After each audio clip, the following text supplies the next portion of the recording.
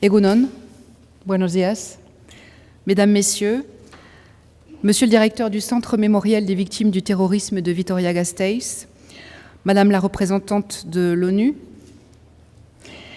Laura, Monsieur le représentant de la Fondation Fernando Buesa, Monsieur le président de la mission de préfiguration du Musée mémoriel du terrorisme de Paris, chère Véronique, chers amis, permettez-moi tout d'abord, en mon nom et au nom de la ville de Biarritz, d'adresser mes plus sincères condoléances aux habitants de Valence et au peuple espagnol, durement éprouvé par les récentes et tragiques inondations. Face à cette catastrophe, nous avons été témoins, par-delà le deuil et la colère, d'une remarquable solidarité incarnée par des femmes et des hommes de courage qui ont secouru, soigné et aidé les sinistrés.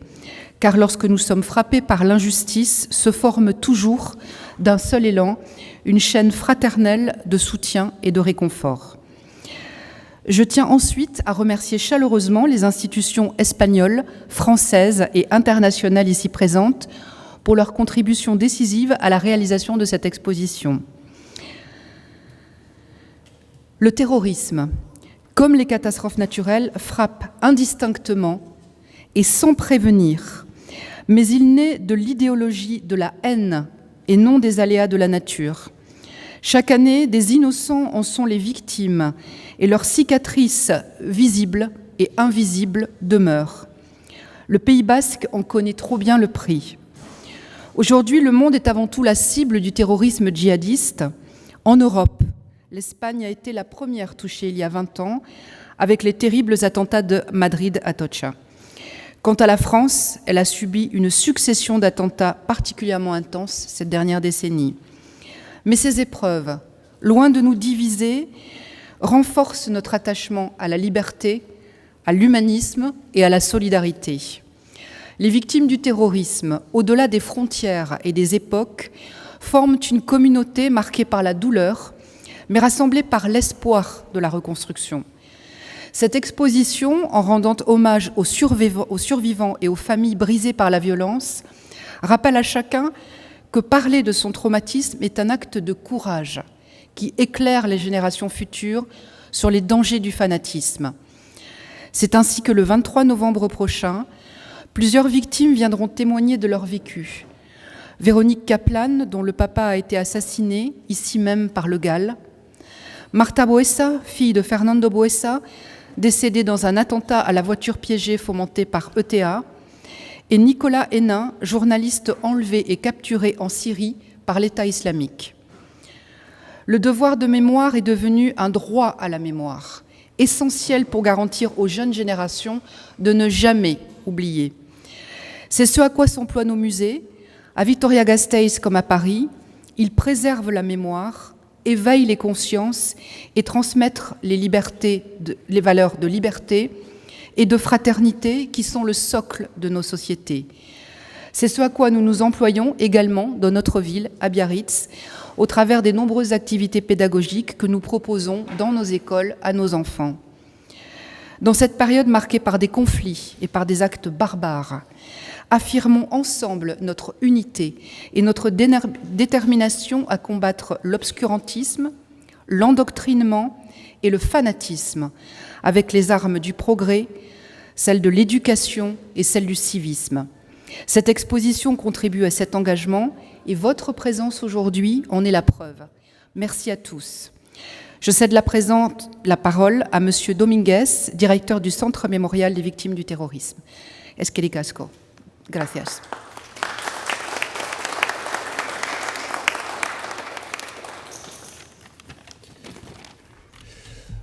Alcaldesa, víctimas del terrorismo, invitados, bonjour. Quiero comenzar dando las gracias a la alcaldesa de Biarritz y al equipo municipal por haber alentado esta exposición. Y quiero agradecer también a Véronique Kaplan, cuyo padre fue asesinado por los GAL, por habernos empujado a todos a traer esta muestra a la ciudad. Madame le maire, victime de terrorisme invitée, bonjour. Je tiens tout d'abord à remercier le maire de Biarritz et l'équipe municipale qu'elle préside d'avoir encouragé cette exposition. Et je tiens également à remercier Véronique Kaplan, dont son père a été assassiné par les GAL, de nous avoir tous poussés à amener cette exposition dans sa ville.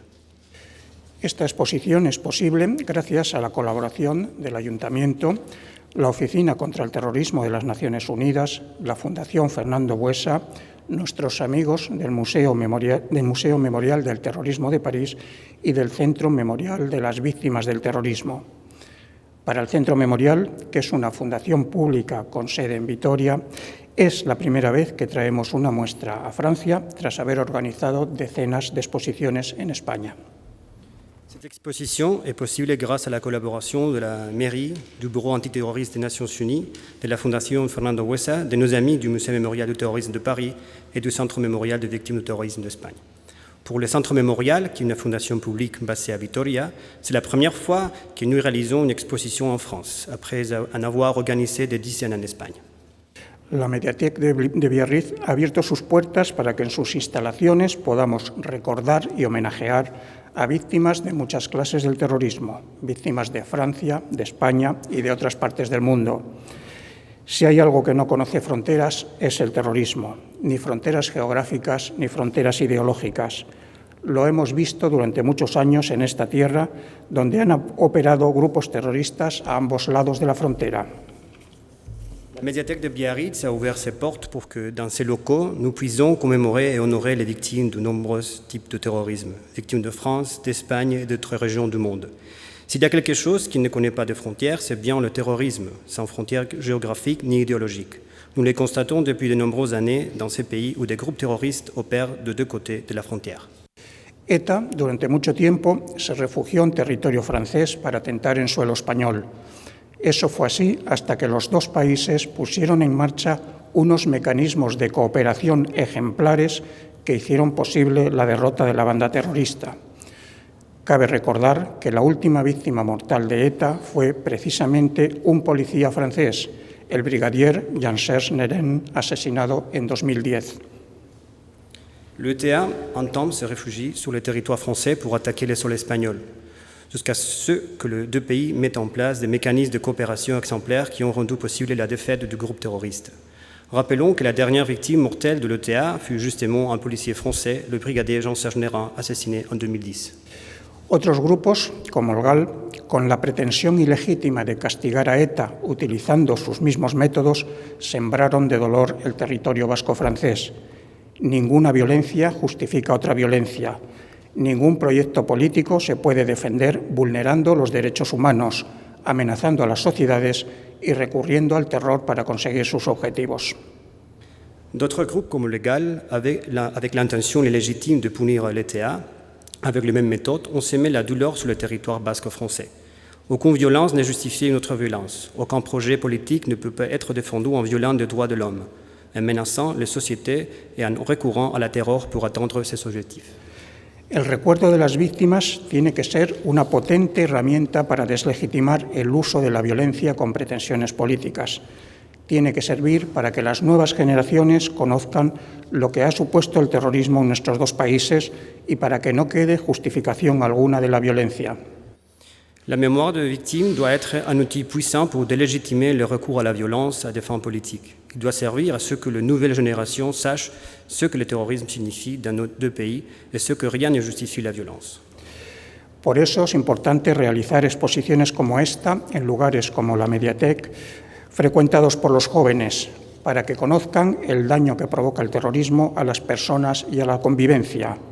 Francia y España han sido castigados duramente por el terrorismo. Es tiempo de que el conocimiento de las víctimas contribuya a hacer sociedades más resilientes. Il est très important d'organiser des expositions comme celle-ci dans des lieux comme la médiathèque, fréquentés par les jeunes, afin qu'ils connaissent les dommages que le terrorisme cause aux personnes et à la coexistence. La France et l'Espagne ont été sévèrement punis pour le terrorisme. Il est temps que la connaissance des victimes contribue à rendre les sociétés plus résilientes.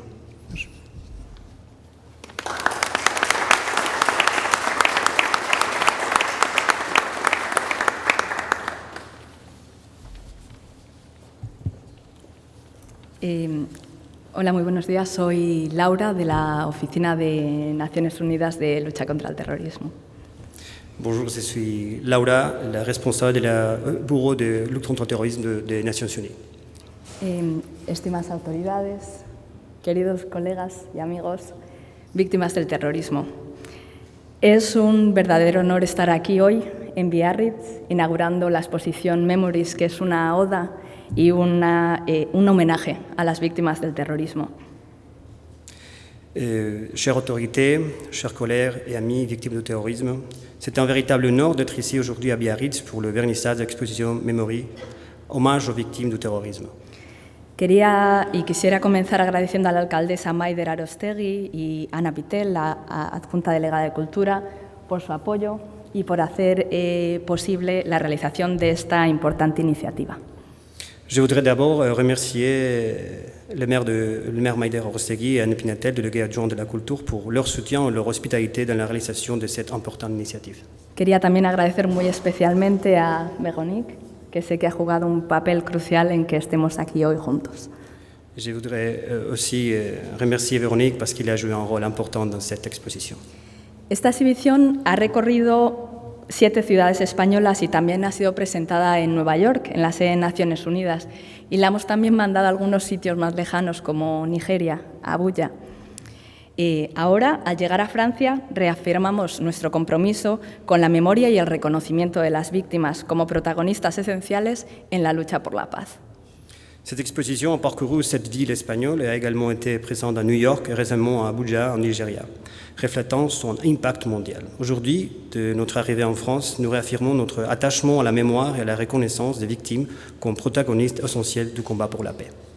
Recientemente, en la Conferencia Internacional de Naciones Unidas sobre Víctimas del Terrorismo que se hizo en Vitoria-Gasteiz, reafirmamos este compromiso con más de 400 personas de todo el mundo.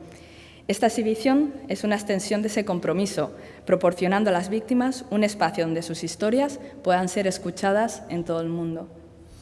Récemment, lors de la conférence internationale des Nations Unies sur les victimes du terrorisme à Vitoria-Gasteiz, nous avons réaffirmé cet engagement avec plus de 400 participants du monde entier. Cette exposition est une extension de cet engagement, offrant aux victimes un espace où leurs histoires peuvent résonner à échelle mondiale.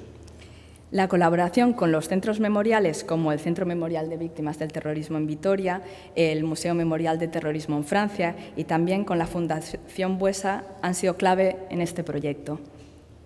La collaboration avec des centres mémorials tels que le Centre mémorial des victimes du terrorisme en Espagne, le Musée mémorial du terrorisme en France et aussi la Fondation Fernando Buesa a été essentielle dans ces projets. Estos espacios no son solo lugares de memoria, sino centros de reflexión y de educación, desde donde trabajamos juntos para asegurarnos que el sufrimiento de las víctimas no sea en vano. Ces espaces ne sont pas seulement de lieux de mémoire, mais aussi de centres de réflexion et d'éducation à partir desquels nous travaillons ensemble pour que la souffrance des victimes ne soit pas vaine. Es nuestro deseo seguir trabajando estrechamente con Francia, igual que lo hemos hecho con España, con los cuales hemos forjado unos lazos muy duraderos, para seguir y continuar honrando y elevando las voces de quienes han sufrido más el impacto del terrorismo. Nous souhaitons continuer à travailler en étroite collaboration avec la France, tout comme nous avons noué de liens durables avec l'Espagne, pour continuer à honorer et à faire entendre la voix de ceux qui ont subi les conséquences du terrorisme. Su testimonio no es solo un acto de memoria, sino una lección de resiliencia y esperanza para todos. Es crucial que nunca olvidemos que detrás de cada cifra, detrás de cada evento trágico, hay historias humanas que merecen ser escuchadas y, sobre todo, recordadas. Cada una de ellas tiene una historia que contar, una lección que compartir, y nosotros tenemos la responsabilidad de escuchar y aprender. Leur témoignage n'est pas seulement un acte de mémoire, mais une leçon de résilience et d'espoir pour nous tous. Il est crucial de ne jamais oublier que derrière chaque chiffre, derrière chaque événement tragique, se cachent des histoires humaines qui méritent d'être entendues et rappelées. Chacun d'eux a une histoire à raconter, une leçon à partager, et nous avons la responsabilité de les écouter et d'apprendre. Así que les invito a recorrer esta exposición con esa reflexión en mente, no solo como un acto de memoria, sino como una oportunidad para el aprendizaje, donde las víctimas del terrorismo, con su testimonio, iluminan nuestro camino hacia un futuro mejor. Muchas gracias. Je vous invite à visiter cette exposition avec cette réflexion en tête, non seulement comme un acte de mémoire, mais comme une opportunité d'apprentissage, où les victimes du terrorisme, par leurs témoignages, éclairent notre chemin vers un avenir meilleur. Merci beaucoup.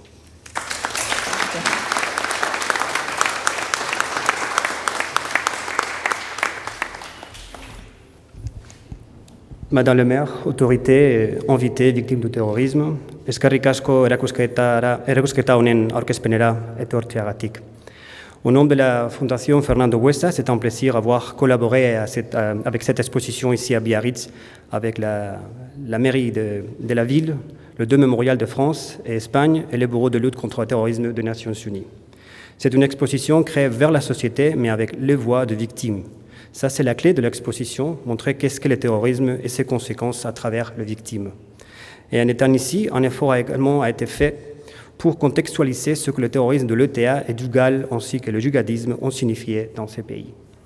Je voudrais particulièrement mentionner Véronique Kaplan, fille de Robert Kaplan, assassinée dans cette ville par les GAL. Le fait que nous soyons ici aujourd'hui est le résultat de la détermination et des efforts de Véronique qui ont été si bien accueillis par la mairie et la maire de cette ville, de cette belle ville. Merci Véronique, merci Madame le maire. Dans notre fondation, engagée depuis 25 ans avec le mémoire de victimes, nous croyons qu'il n'y a pas de meilleur travail pour la délégitimation éthique, sociale et politique du terrorisme que d'écouter les témoignages des victimes. Ici, vous trouverez de nombreuses victimes de différents groupes terroristes. Elles parlent toutes de la même chose, la douleur injuste de la violence, leur désir de vivre et l'appel à l'attention pour que la société leur prenne toujours en compte. Nous sommes tous appelés à écouter les victimes et à être proches d'elles. Cette exposition a été créée pour cela. Et je laisse la parole à M. Rousseau. Merci beaucoup.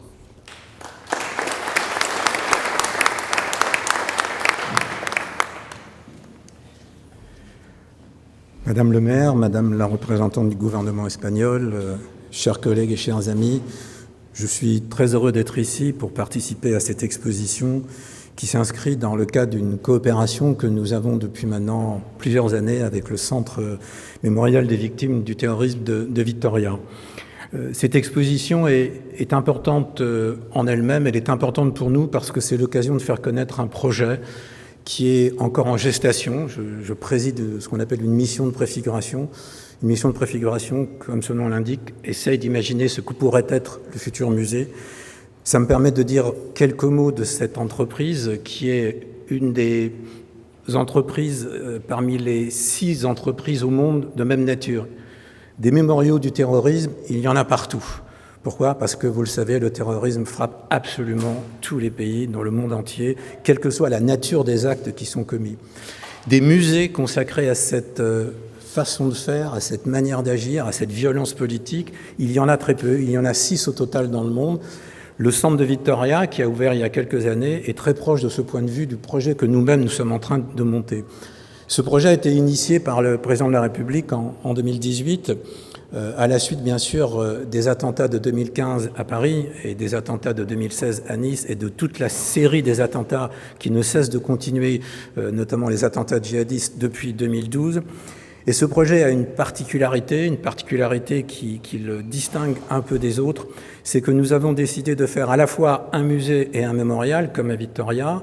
Le mémorial, c'est bien sûr l'hommage rendu aux victimes du terrorisme. Cet hommage sera rendu à toutes les victimes du terrorisme en France depuis une 50aine d'années, depuis très exactement 1974, puisque c'est la date qui a été retenue par les pouvoirs publics pour l'attribution de la médaille des victimes du terrorisme.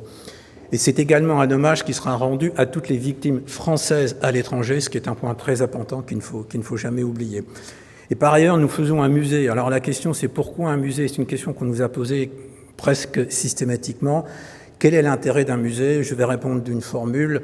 La mémoire et l'histoire sont associées à jamais. On ne peut pas faire une politique de mémoire si on ne sait pas sur quoi cette politique de mémoire porte.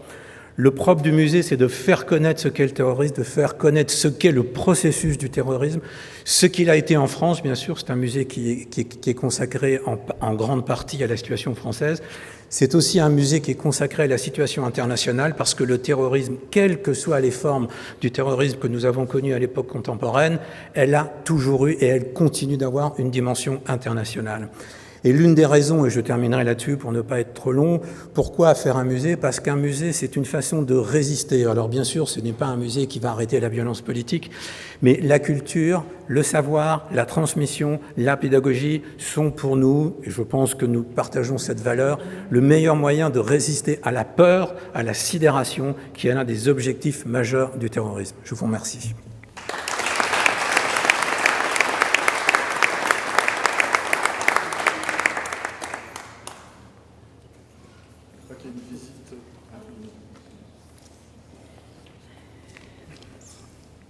Bonjour à tous et merci pour votre présence. Je suis très émue aujourd'hui devant vous par cette cause qui me tient à cœur, le terrorisme. Le terrorisme menace toutes les sociétés, toutes les communautés et toutes les générations. Le terrorisme, dans sa violence et sa complexité, laisse des cicatrices profondes. Il blesse et tue des individus, déchire les familles et fracture les sociétés. Derrière chaque acte terroriste, il y a des vies brisées et des rêves anéantis. Cette exposition a été pensée pour rendre hommage aux victimes, pour rappeler leurs histoires, leur vie, l'horreur et l'injustice qui les a frappés. Pour peut-être une prise de conscience des drames engendrés par le terrorisme. Plus personnellement, c'est un hommage à mon père, mort pour rien. Je remercie Madame le maire qui a accepté, quand je l'ai rencontrée, lors d'un long entretien il y a 2 ans, de faire un événement autour de ce sujet si sensible, notamment ici. Je remercie Monsieur Bardiot pour son aide précieuse, ainsi que ses équipes. Je remercie ceux sans qui cette exposition n'aurait pas pu se faire. Florencio Dominguez, du Mémorial de Victoria, et Raúl Lopez, qui m'a beaucoup aidé et soutenu, qui m'a permis, il y a 3 ans de ça, de libérer la parole, de libérer un peu de ma souffrance. Je remercie la Fondation Buesa, Martha, qui viendra témoigner le 23 novembre lors de notre table ronde. Et du plus profond de mon cœur, je remercie Eduardo pour son soutien sans faille, son écoute, sa bienveillance. Je tiens aussi à remercier tous ceux qui ont contribué à cette exposition, les historiens, les témoins, les familles des victimes, tous ceux qui ont apporté leur voix pour éclairer sur ce sujet difficile. Je salue leur travail, leur engagement, leur courage, qui nous rappelle que face à l'horreur, nous ne devons jamais rester silencieux.